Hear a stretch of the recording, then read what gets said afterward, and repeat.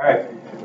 To recap what we did yesterday when we started talking about elastic and inelastic. All right. And that says elastic is talking about how much does a change in price change the quantity being demanded. So if you look at this, we have two demand curves. We have the demand for milk and the demand for cola. All right. The demand for milk, if this is our grocery store, at $1, every day we sell 70 units of milk, and at $1 we sell 70 units of cola. Then we raise the price. We go from $1 to $1.50. Right? When you raise the price 50 cents, look what happens. We know the law of demand says we're going to lose customers. We go from 70 to 60 with milk. Didn't change very much, did it? Okay? But cola, look what happened. How many customers did we lose with the same 50-cent change in price? Okay, we lost 30 customers. This is more elastic. The change in price changed the quantity demanded a lot more. Right? So ways to determine that. Number one, the flatter the curve is, the more elastic it is. Straight up and down looks like almost what capital letter? I for inelastic. So more straight up and down is going to be inelastic. Inelastic things don't change. This didn't change very much. Okay? So why is milk more price inelastic than cola? Anything? There's no substitute.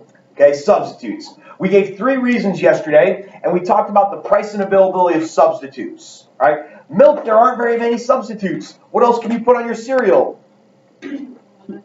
Water. Okay. So again, it's adequate substitutes. Is water an adequate substitute for milk? Yeah, I don't know. It works, but not very well. Okay. Put cola on there. That's kind of weird. All right. So anyway, no good substitutes. That's why the change in price doesn't change the quantity demanded very much. But cola, there's a lot more substitutes for it. If the price goes up, you go, forget it. I'm not going to get it. I'm going to get this instead.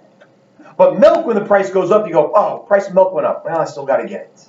You buy it anyway. All right? So that's one reason. The other reason is a percent of your budget. All right? If something's very, very expensive in your budget and the price goes up, you tend not to get it. But if you have like a 5-cent piece of candy that you buy, all right, every day and the price doubles to 10 cents, are you still going to buy it? Yes, it's a dime. You don't care. Okay? So that's inelastic. Doesn't change the quantity demand very much. And the other one is time to plan and adjust. You have time to plan and adjust. If there's an emergency situation, it has to happen right now, you're going to pay whatever. But if you can postpone the purchase, you might shop around for a little bit, you might look for coupons, you might do things like that. So it becomes more price elastic.